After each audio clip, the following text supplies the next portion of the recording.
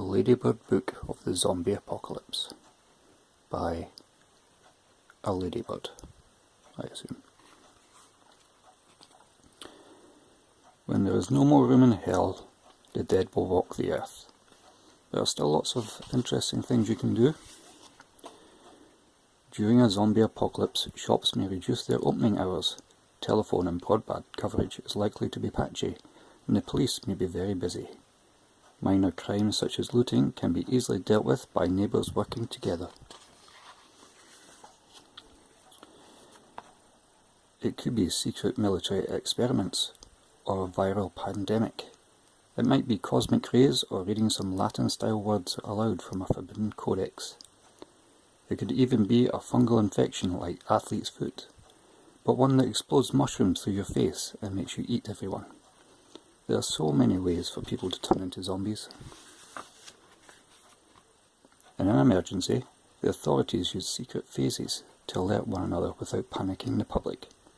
Stay informed by listening for coded announcements such as "Inspector Sands has risen from the graves" and "Would Dr. Strong please return to the morgue?" The Walking Dead spend a lot of time bashing themselves against windows. Maybe it is all the flies in their brains.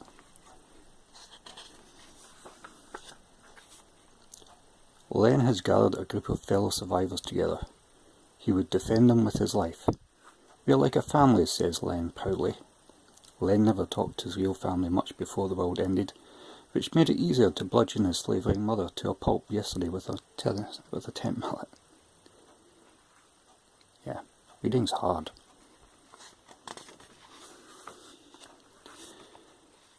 "That man is waving, Dad," said Leo. "He might need help." "Take the controls, Leo," said Dad. "We cannot be too careful." Katie is excited. Dad has never taken a headshot from this distance before. Zombies like shopping centres. There are so many inside this one that the best idea is to blend in. Shamble around. Slump on a bench. Go glassy-eyed. Moan and drool. Smear your face with ketchup, just like you might normally do in a shopping centre. Lara has constructed her own homemade flamethrower. The flamethrower has turned the walking corpses into burning walking corpses. Now everything they touch catches fire. This did not happen with the cricket bat, thinks Lara.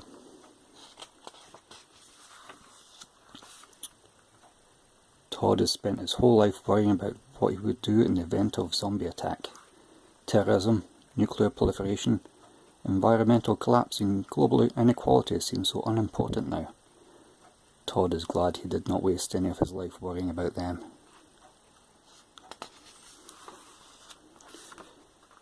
What will it be like after the end of the world?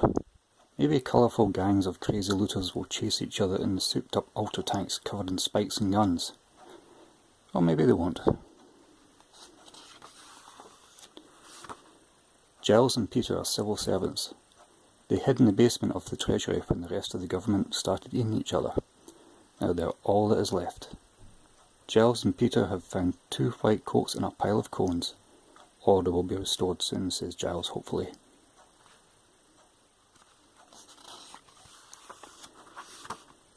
"Is the sun meant to be like that, Dad?" asks Alfie. Alfie and Dad run.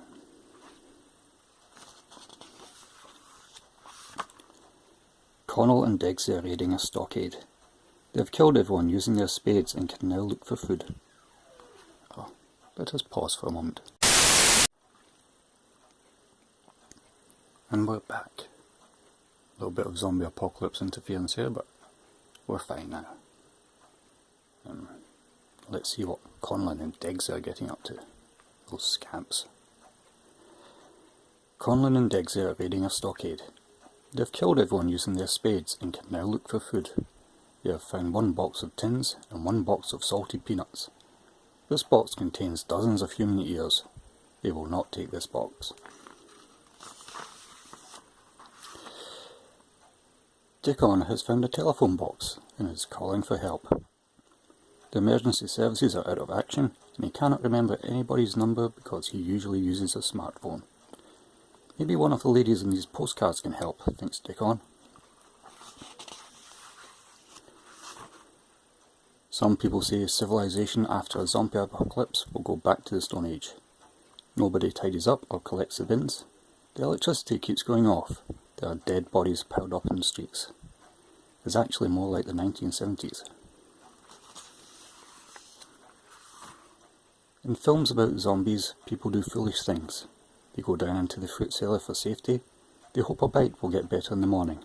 They think growling, drooling men are probably just tramps. People in zombie films have not watched enough zombie films.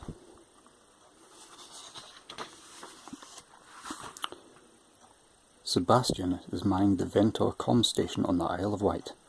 An island is a safe place to be because it's easily quarantined, but supplies from the mainland can be irregular. If the islanders find out that Sebastian is hoarding the last roll of toilet paper, they will break in and kill him. Toby is a vegetarian and will not eat rat. He's been looking for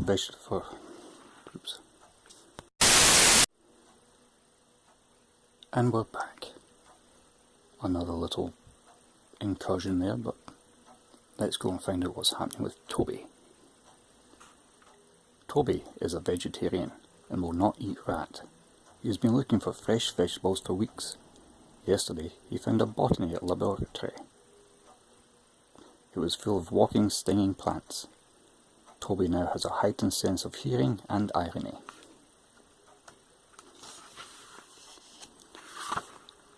Andy finds it easier to shoot zombies in the head if he pretends he's playing a video game. The baddies in video games were often zombies. This is because zombies bought far fewer video games than the Russians, Germans, terrorists or robots. William and his family has found a beautiful patch of countryside, free from infection. No explosions or screams, says William, just birdsong. A colony of infected bats can reduce a human body to a skeleton in 20 minutes. Careful, says Catherine.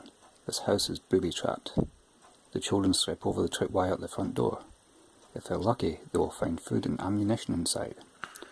If they are very lucky, the cat that just jumped through the window will not set off the rest of the traps.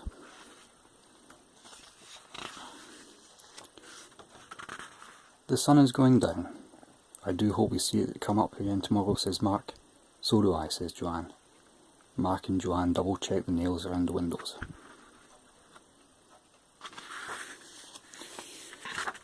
Yesterday, all the water caught fire. Today, the very big bees are coming.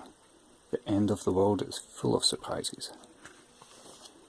The end.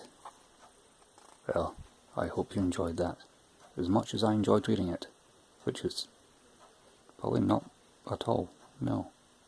Because reading is hard, especially words like laboratory. Oh, that was easy. Laboratory.